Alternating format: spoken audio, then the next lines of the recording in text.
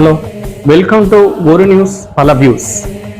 இப்ப சமீப கால அரசியல்ல குறிப்பா பீகார் தேர்தல் முடிவுகளுக்கு பிறகு பீகார் மாடலை தமிழகத்துல இம்ப்ளிமெண்ட் பண்ண போறாங்க பிஜேபி அப்படின்னு பேசுறாங்க.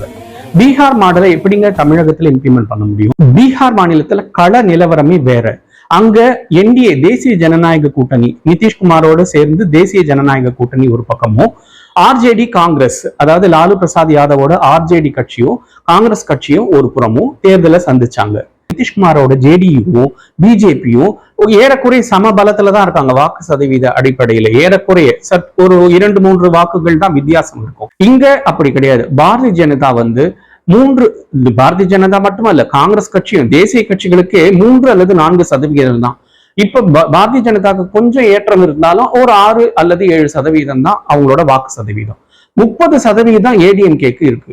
சராசரியா 30% வாக்கு வங்கி வச்சிருக்கிற அதிமுகவை பிஜேபி எப்படி நிதிஷ்குமாரை கையாண்ட மாதிரி இங்க கையாள முடியும்? அது ஒரு பாயிண்ட்.